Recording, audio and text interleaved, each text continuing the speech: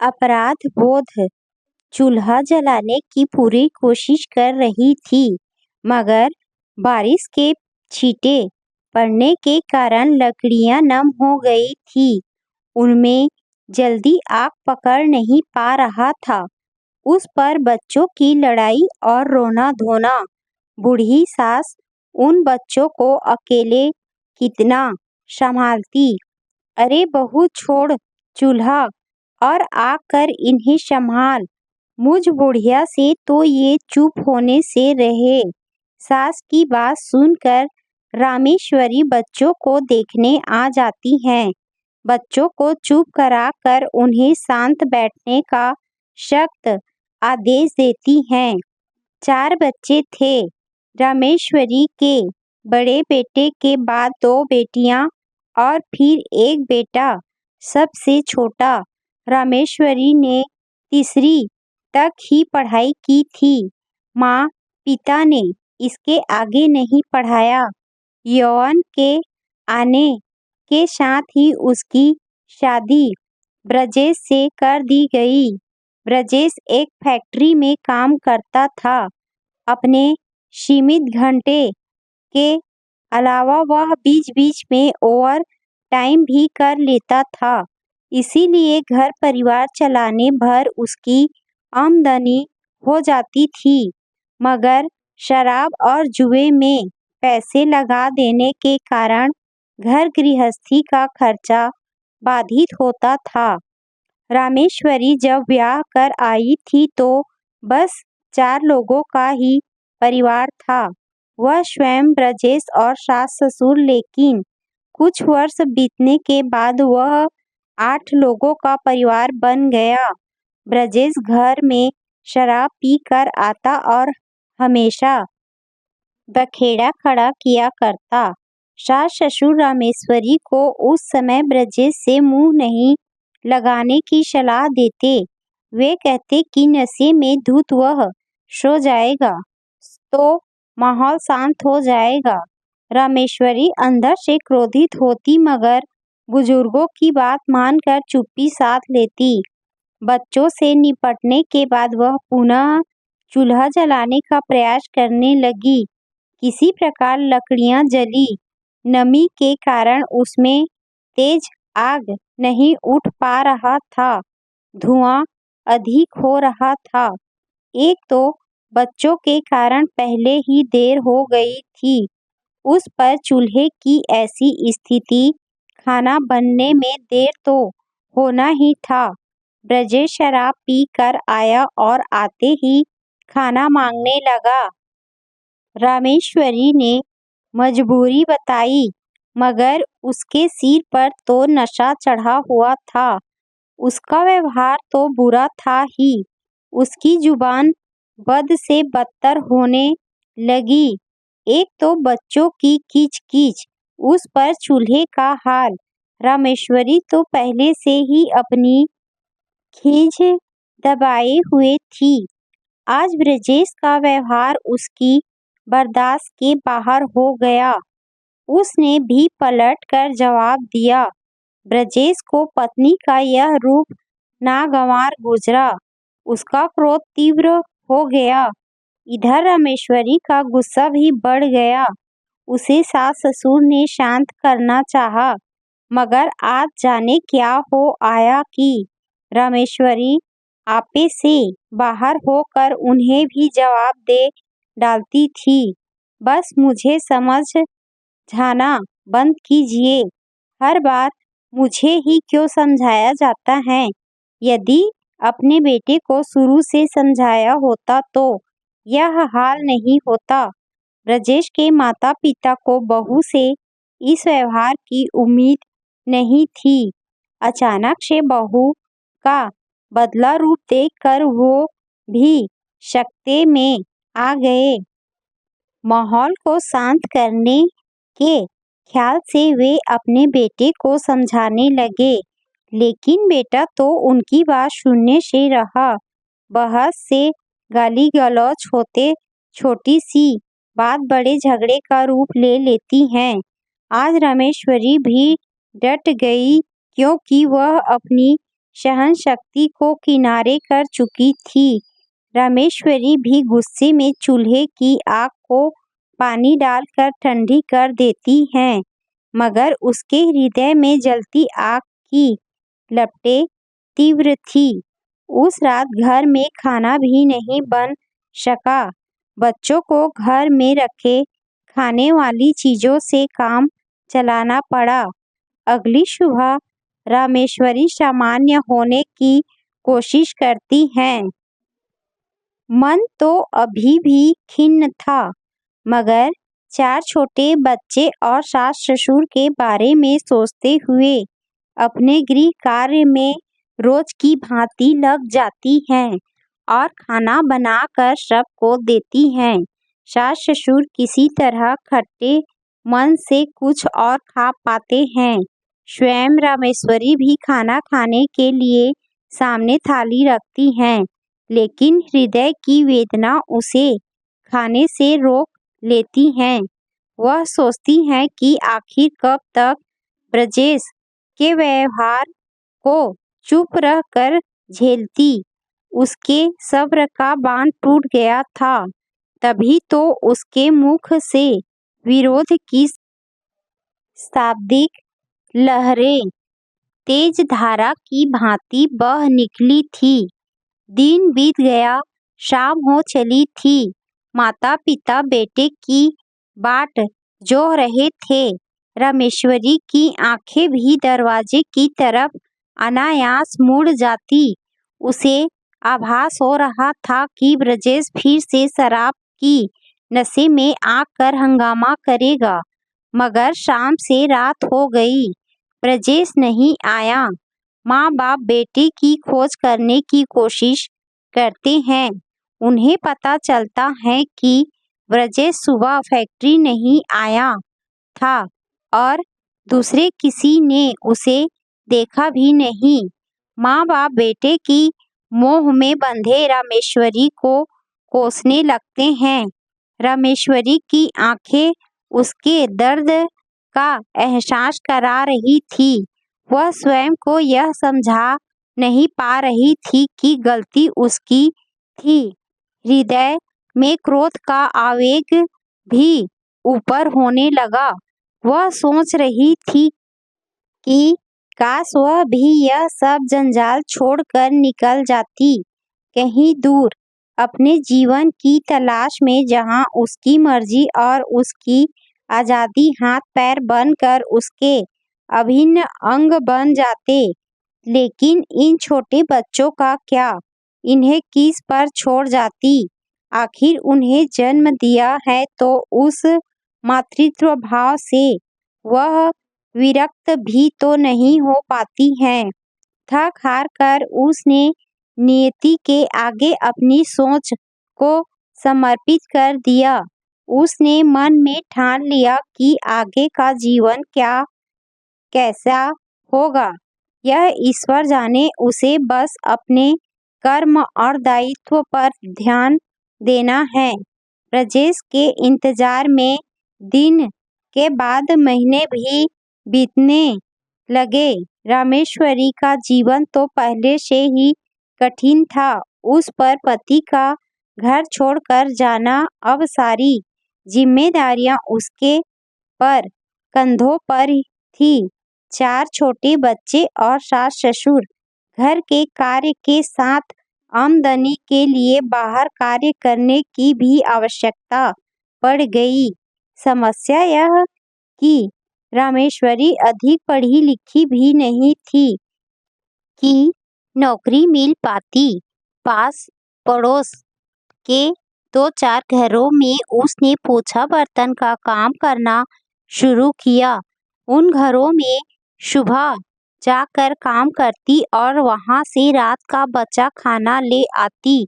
ऐसे घर में सुबह के खाने की व्यवस्था भी हो जाती थी। समय बीतता गया। कुछ साल बाद रामेश्वरी के सास ससुर भी परलोक सिधार गए। बच्चे अब तक थोड़े बड़े हो गए थे। बड़े बेटे का 19वां साल शुरू हो गया था। सरकारी स्कूल से 10वीं पास कर वह इंटर में पढ़ाई कर रहा था। कॉलेज में बस हाजिर पूरी करने भर ही जाता, बाकी वह माँ के आर्थिक सहयोग के लिए एक दवा दुकान में स्टाफ बन गया। वहीं मालिक के साथ बैठकर दवाइयाँ बेचने का काम करने लगा, क्योंकि वह कुछ किताबें दुकान पर ले जाता था। इसीलिए कभी-कभी खाली समय में वहीं पर कुछ पढ़ाई भी कर लेता। उसके बाद वाली दोनों बेटियां भी बड़ी हो रही थी। घर में माँ का हाथ बटाने लगी थी और साथ में पास ही के सरकारी स्कूल में पढ़ाई भी करती। छोटा बेटा भी स्कूल जाता था। इस प्रकार आगे की जिंदगी कटने लगी। इस दौरान रामेश्वरी कुछ अन्य दुखद परिस्थितियों से भी गुजरी। जिन घरों में वह काम करने जाती थी, वहाँ के पुरुष तो कभी मोहल्ले वाले या अन्य जाने कितने ही लोगों की बुरी नज़र उस पर पड़ी। उस पर महिलाओं के बुरे वचनों की बौछार भी यदाकदा हो जाती। अपने चरित्र को बचाए रखने की जद्दोजहद में उस पर कितनी बार लांछन भी लगे, मगर वह स्वयं को दृढ़ बनाए रखती। कभी-कभी वह स्वयं समझ नहीं पाती थी कि उसमें इतनी क्षमता आई कहाँ से, जो हर परिस्थिति से गुजरते हुए भी दृढ़ बनी हुई है। रामेश्वरी को समय बीतने के साथ जवान होती बेटियों को ब्याहने की भी चिंता होने लगी। बिना पिता के अकेली माँ की बेटियां कौन ब्याह करेगा? उसने दो एक जगह बेटी की शादी को लेकर बातें भी की, लेकिन उसकी स्थिति को देखते हुए बेटे के लिए अच्छा रिश्ता मिलना कठिन लग रहा था। बड़ा बेटा परिस्थितियों और जिम्मेदारियों के कारण अपनी उम्र से अधिक परिपक्व हो गया था। वह घर चलाने में बराबर माँ का सहयोग कर रहा था। वह माँ के जीवन को सुखद बनाना चाहता था। बहनों और छोटे भाई को खुशियों का संसार देना चाहता था। बहन की शादी के लिए उसने भी योग्य लड़के की तलाश शुरू कर दी। कुछ समय बाद एक लड़का मिलता है, जिससे बहन के रिश्ते की बात पक्की भी हो जाती है। घर में शादी की तैयारियां शुरू हो जाती हैं। बड़े बेटे ने दुकान के मालिक से कुछ रुपए उधार ले लिए थे। इधर रामेश्वरी को घर की महिलाओं से भी शादी के लिए मदद मिल गया। बेटी की शादी ठीक से हो गई। रामेश्वरी को थोड़ी सी राहत मिली। दामाद अच्छे व्यवहार का मिल गया था। रामेश्वरी को ब्याही गई बेटी के लिए अब कोई फिक्र नहीं करनी थी। उसे एहसास हो गया था कि दामाद भले ही कम कमाए, मगर उनकी बेटी के साथ बुरा बर्ताव नहीं करेगा। अब रामेश्वरी अपने दूसरे बच्चों और सामान्य दिनचर्या में लग गई। अब तक छोटे बेटे ने भी अपना पॉकेट खर्च निकालना शुरू कर दिया, ताकि छोटी छोटी चीजों के लिए माँ और भाई से मांगना ना पड़े। वह अखबार बांटने का काम करने लगा। अब हर सुबह घरों में अखबार बांटने के बाद वह पढ़ाई करने जाता।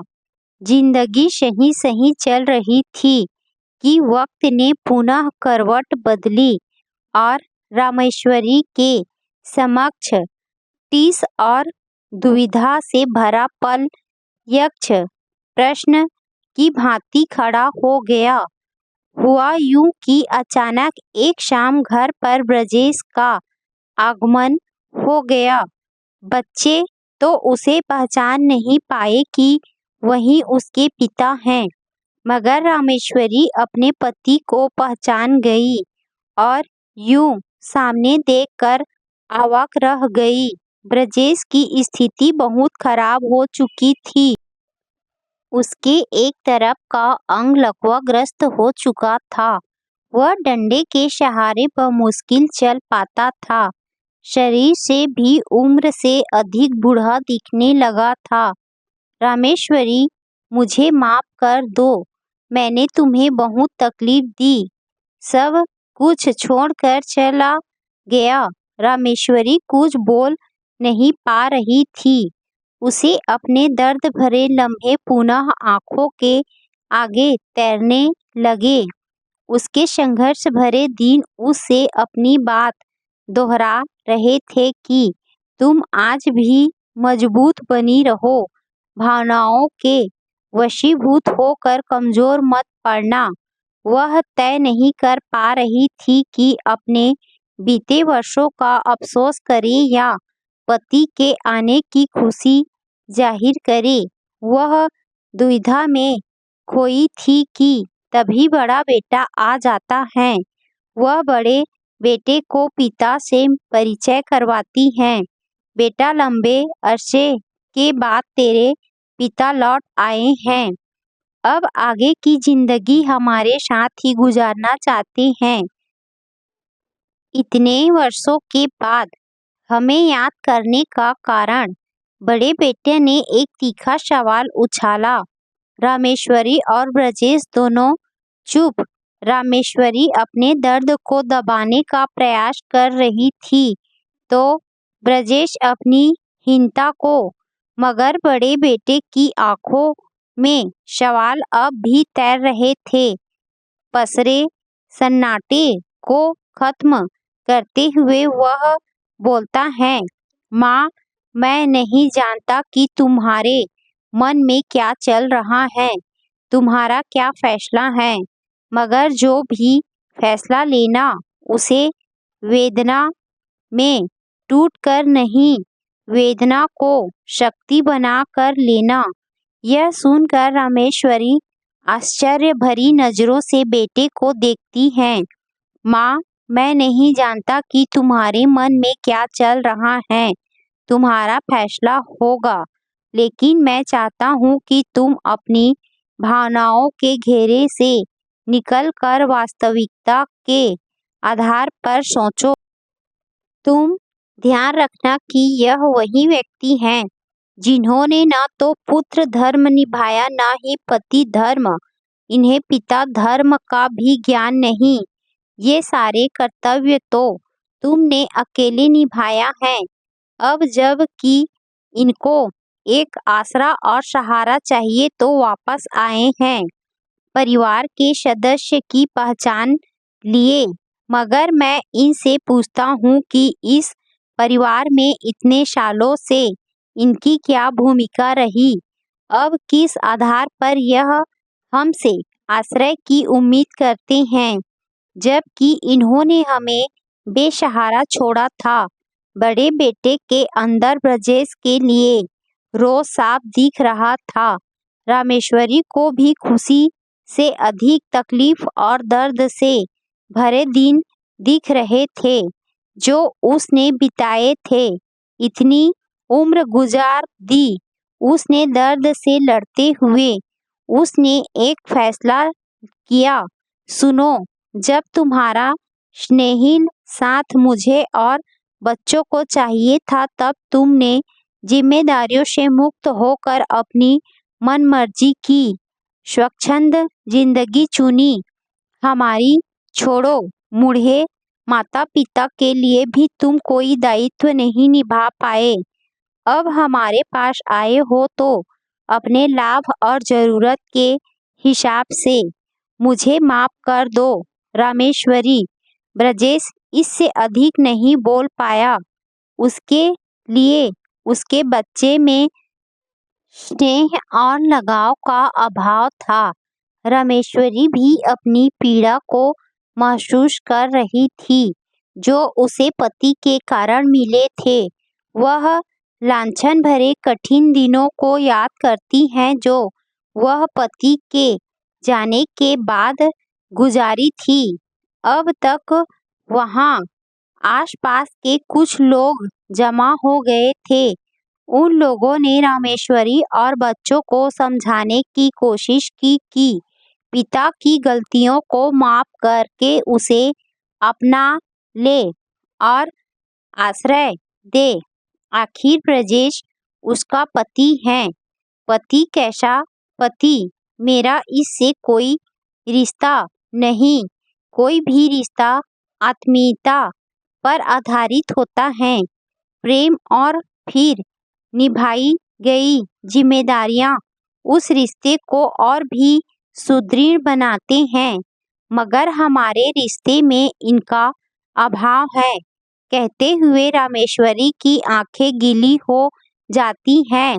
अब वह मृत रिश्ते को अपने स्वार्थ के कारण जीवित करने की कोशिश कर रहा है, जो शायद संभव नहीं। रामेश्वरी की बात सुनकर ब्रजेश ठगा सा महसूस करता है। वह वापस मुड़ जाता है अनजान रास्ते की तरफ, मन में एक अपराध बोध लिए कि वह अपने जिम्मेदारियां और रिश्तों से दूर भागता रहा। अब उसे जीवन के इस कठिन सच को अपनाना पड़ेगा।